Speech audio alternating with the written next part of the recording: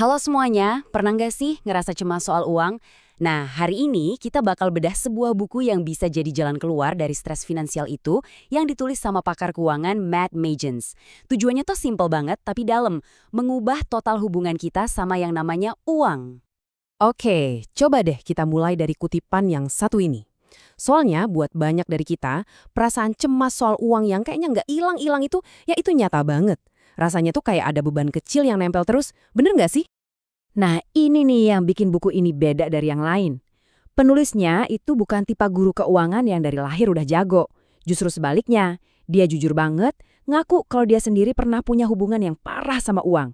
Dan pengakuan kayak gini, itu yang bikin semua sarannya jadi relate banget dan rasanya lebih membumi. Nah, belajar dari pengalamannya itu, dia jadi sadar kalau nasihat-nasihat keuangan yang jelimet itu seringnya malah nggak ngefek. Makanya, dia nawarin satu perubahan fokus yang bisa dibilang radikal tapi sekaligus simple banget. Ini dia ide utamanya. Daripada kita pusing mikirin cara nabung dari sisa uang di akhir bulan, gimana kalau fokusnya dibalik total? Kuasai dulu cara belanja yang benar-benar bijak. Dan percaya deh, perubahan pola pikir yang kelihatannya simpel ini, dampaknya bisa mengubah segalanya. Dia bahkan nggak main-main loh, sampai berani nantang langsung salah satu nasihat paling terkenal dari Warren Buffett. Ini bukan cuma saran biasa, ini tuh semacam statement yang berani, yang benar-benar bikin kita mikir ulang semua hal yang kita tahu soal menabung. Oke, biar kita kebayang potensinya segede apa, coba deh lihat angka ini. Ini tuh rata-rata pendapatan seumur hidup buat satu orang di Inggris. Iya, segitu banyaknya.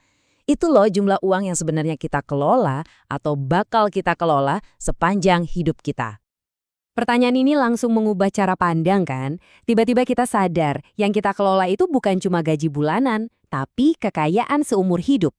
Jadi masalah utamanya bukan berapa banyak uang yang kita punya sekarang, tapi apa rencana kita buat semua uang yang bakal datang ke kita nanti.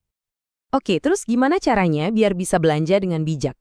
Menurut buku ini, langkah pertamanya itu bukan ngitung-ngitung duit, tapi ngeliat ke dalam diri sendiri. Kita perlu paham dulu, kenapa sih kita ngambil keputusan-keputusan finansial yang selama ini kita ambil? Nah, untuk itu, penulisnya bikin sebuah alat namanya MSPI. Anggap aja ini kayak tes kepribadian, tapi khusus buat cara kita ngelola dompet. Tujuannya bukan buat ngejudge sama sekali, tapi murni buat bantu kita sadar sama kebiasaan-kebiasaan kita sendiri. Nih, coba lihat beberapa contoh kepribadiannya. Ada si mimpi buruk yang borosnya minta ampun.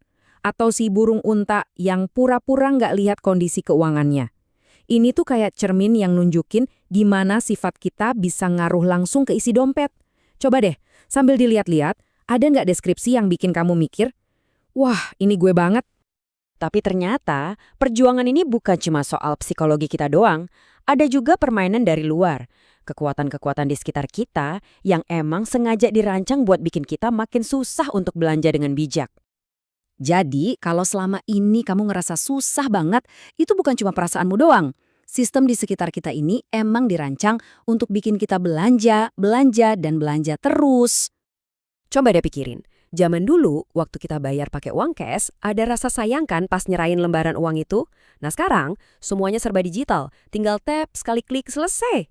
Rasa berat buat ngeluarin duit itu jadi hilang. Belanja jadi gampang banget sampai nggak kerasa. Dan di saat yang sama, iklan ngejar-ngejar kita ratusan kali sehari. Medan perangnya emang susah guys. Terus gimana caranya kita bisa menang? Jawabannya, dan ini yang keren, bukan dengan diet uang atau ngebatasin diri secara ekstrim. Tapi ini semua soal mengubah cara kita berpikir, menemukan kekuatan, bahkan kebahagiaan, justru saat kita berhasil mengendalikan keuangan kita sendiri. Salah satu konsep paling keren dari buku ini adalah dana hari cerah. Coba deh lupain sejenak dana darurat yang kesannya suram. Ini tuh dana yang sengaja kita kumpulin buat sesuatu yang seru, yang bikin kita semangat. Tiba-tiba, menabung itu bukan lagi kewajiban yang berat, tapi jadi cara kita merancang kebahagiaan kita sendiri di masa depan. Penulisnya juga ngenalin lagi satu kata lama yang keren banget, toil.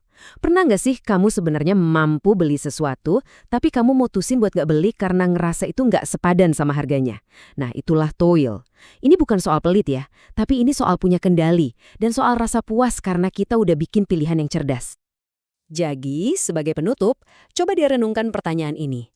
Mimpi apa, petualangan apa, atau kebahagiaan apa yang bisa mulai kamu wujudkan dengan dana hari cerah kamu sendiri? Dan kenapa nggak dimulai dari hari ini?